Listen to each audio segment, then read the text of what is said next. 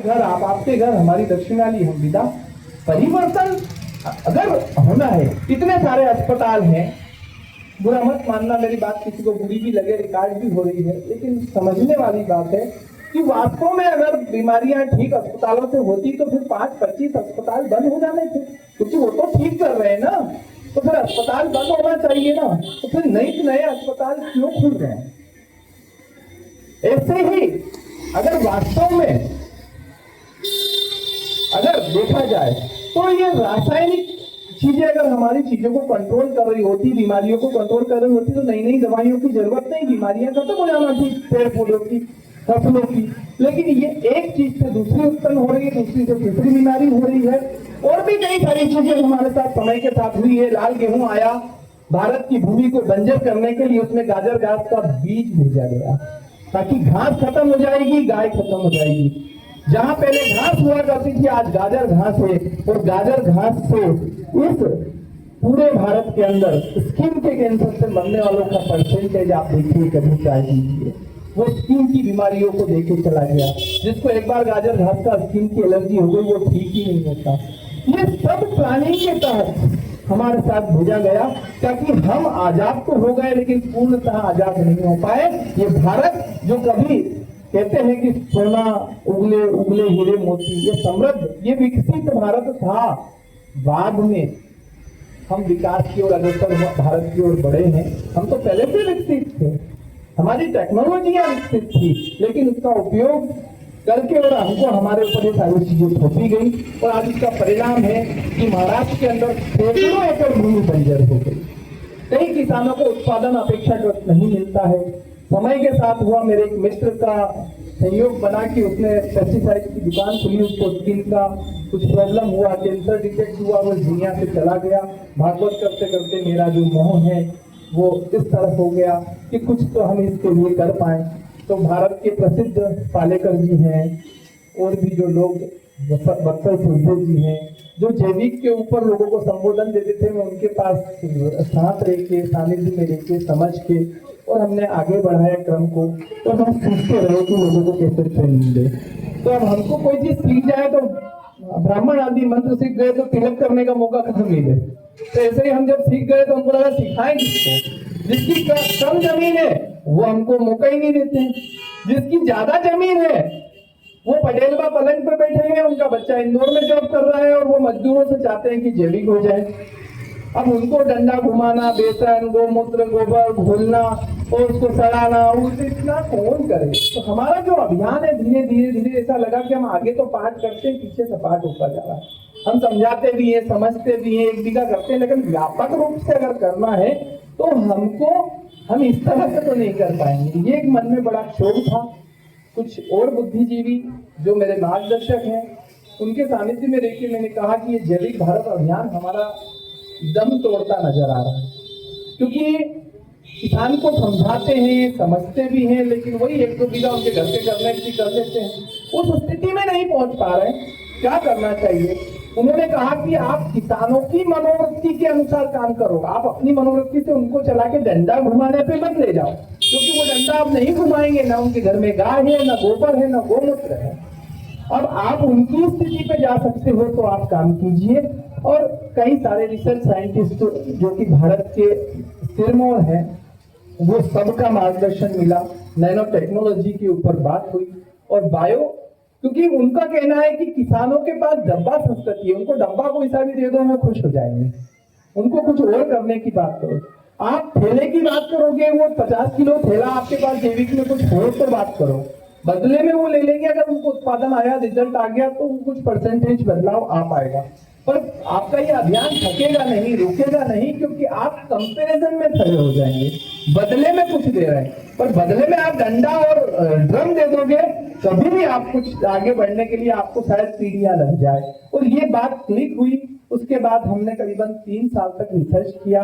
उसके बाद चूंकि हम इंदौर में हैं तो पास में निमाड़ क्षेत्र है, तो हमने नीम की खली, गोबर के बैस और सारे जिप्सम, उसके ऊपर ट्रेन करके 50 किलो का जो है ऑर्गेनिक मैन्योर तैयार किया, और उसका निःशुल्क वितरण किया उन लोगों में जिनको हम जैविक का ज्ञान देते थे। पटेल जैविक में पटेल बा के घर जहाँ हमने बैठ के एक महीने खाना खाया, उनके घर के पटेल बा लीजिए हमने कुछ बनाया है, आप देख लीजिएगा। तो हमने ऐसे करके 50 किलो का बैग बनाया। अब चूंकि क्या है, अभी भी बात होती, कभी भी आपको सहज में कोई चीज मिलती है उसकी कदर नहीं होती। सहज में मिली हुई चीज की कदर कौन करेगा। तो हमने 50 किलो सोयाबीन में दिया पटेल बा को कि आप देखना, रिजल्ट लेना, जो आए मुझे बताना, क्योंकि मैं रिसर्च कर रहा हूँ। ठीक है गुरुजी, हो गया, 50 किलो दे भी दिया। अब हमको तो उत्सुकता है ना, सोयाबीन बोली, हाँ बोली, उगी आई, उगी आई, बड़ी हो गई, हाँ, कैसा रिजल्ट है, मुझे बताते हैं, फिर बताते हैं। बाद में मैं ज्यादा ही पीछे पड़ा था, उन्होंने बोला कहीं को नहीं हो गुरुजी, हम कहाँ चक्कर में पड़ी गया आनी का है, तब मजे की कथा करता था, मैं यहाँ कहाँ खेता खेत कर रहा हूँ। ऐसी बातें सुनने को मिली। कोई भी रिजल्ट आपके प्रोडक्ट का नहीं है। हमने कहा ठीक है, हो सकता है हमारी कमियां रही हो। अब ऐसे ही संबोधन में अगर आज 8-10 गांव के किसान ने आप एक दूसरे से मिले, तो यहाँ पर सोयाबीन भाई साहब को दिया, फिर गेहूं में हमने और तैयारी की, और कंटेंट्स पे रिसर्च किया और भाई साहब को दिया, दूसरे भाई साहब को। फिर उन्होंने कहा अल्टीमेट रिजल्ट है। गेहूं चना सब में गुरुजी आनंद आ गया। जहां पर 42 दाने होते थे एक बारी के अंदर, वहां पर 55 दाने जो होते थे, 42 से 55 दाने होते थे, वहां 82 से 95 दाने तक निकले हैं। ये उत्पादन हमने देखा है, खुशी हो गई। लेकिन एक और बात आई, ये जो सोयाबीन में दिया था, वो भाई साहब बार बार बोल रहे हैं आपका खाद बहुत अच्छा है, आपका उर्वरक बहुत, नहीं इनको कैसे अच्छा लगा। मैं लगा मीटिंग में साहब ने बात हुई होगी, तो 3-4 बार बोला, लेकिन कभी ये नहीं बोला कि भाई साहब को रिजल्ट आया, राधेश्याम जी को। मैंने भाई साहब आपने तो रिजल्ट लिया नहीं था, सोयाबीन तो हमारी फेल हो चुकी थी। उन्होंने जो शब्द बोले वहां से मुझे समझ में आया कि सहज में या डेमो की चीज कभी रिजल्ट नहीं देती। उन्होंने क्या कहा मालूम, गुरुजी पेट का पाप तो ये है कि जो आपने सोयाबीन में दिया था वो हमने डाला ही नहीं, डाला ही नहीं। मेरे बेटे ने कहा गुरुजी ने किस तरह के दिया होगा, एक के रिजल्ट में नहीं भी आया तो कहीं अपन गौ चढ़ा में दांगा, और गौ चढ़ा में हमने डालियो, हमारे साथ दादे मेरे भाई काका जी, वो मेरा सोयाबीन का पूरा सीजन निकल गया, जिसको मैंने रिसर्च पेपर तैयार किया था, आपके चक्कर में वो एक सीजन निकल गया। फिर अगले साल जब हमने सोयाबीन में रिजल्ट लिया तो खुद से डलवाया, और उसका परिणाम ये हुआ कि जो सोयाबीन में पीला मोजेक आया था उस साल पूरी फसलों में, पूरे एरिया में, जहां जहां हमने वो डाला था वहां पर वो पीला मोजेक नहीं आया। सोयाबीन जिंदा बच गई, हम खुश। उसके बाद गेहूं चना खुश। उसके बाद अगले बार सोयाबीन में फिर 21 दिन की गैप हुई, पिछले साल की बात है, पानी की बरसात में 21 दिन की गैप कर दी थी, 21 से 25 दिन की। जहां जहां हमारा प्रोडक्ट डला था वहां पर वो पानी को झेल गया, मतलब वो तान को झेल गई और फसल खड़ी रही, लोगों की सूख गई, वो हरी थी। फिर पानी आया, अब वो इतनी तान के बाद जब पानी आया तो फिर से फैली, फिर फूल, फिर फल, काटने के टाइम पे फूल आ रहे हैं। किसान इतने प्रसन्न हो गए। मंदसौर में हमारे कुछ मनोहरलाल भैया थे, उनके पेट्रोल पंप वाले वहां डाला, जहां जहां भी डाला ऐसी स्थिति रही कि वो विपरीत परिस्थिति में भी अपने आप को जिंदा रख पाया पौधा।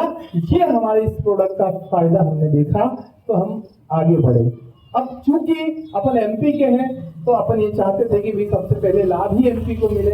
अब जहां भी जाए तो अब स्वाभाविक प्रक्रिया है कि कोई आगे चल के आ जाता है ना, तो उसके मन में आता है इनका क्या फायदा है। हाँ जरूर इनका कोई फायदा है, इसलिए आए। हमको लग गया कि यहाँ हमको रायचंद मिलेंगे लेकिन काम नहीं हो पाएगा, और जो अभियान है वो थोड़ा उतनी तेजी से नहीं बढ़ पाएगा। तो हमने सीधा, क्योंकि सबसे ज्यादा समृद्ध और सबसे ज्यादा पढ़े लिखे किसान गुजरात के आनंद जिले के हैं। वहां पर एक घर अमेरिका में है, एक यहाँ है, खेती कर रहे हैं। वहाँ 200 लोगों का एक किसान का जैविक संबोधन हुआ, और उस संबोधन में मैंने अपनी सारी बातें रखी, प्रोडक्ट की जानकारी रखी, और उसका परिणाम ये हुआ कि वहां पर भी, अब भैया भवानी भैया को समझाने आए, लेकिन भवानी भैया के पिताजी अगर 75 साल के यहाँ बैठे हो तो वो क्या कहेंगे, मेरे बेटे को मतलब में आ गए, क्योंकि अलग अलग कंपनी वाले उनको ही पकड़ते हैं ना उन लोगों को। तो बोले आ गए, तो उन्होंने, वो सहयोग ऐसा था कि हमारा सौभाग्य बोले कि दुर्भाग्य, उस समय इंदौर की एक कंपनी उधर के एरिया से जैविक के नाम पे बहुत सारा पैसा लेके भाग गई। ये भी हुआ, समस्या हमेशा भाई साहब समाधान का विषय है, अवसर का नहीं। ये जैविक हमारे लिए समाधान है, जैविक हमारे लिए समस्या है और इसके समाधान की जरूरत है। लेकिन व्यक्ति करते क्या है, हमेशा समाधान को ही समस्या को ही अवसर बना देते।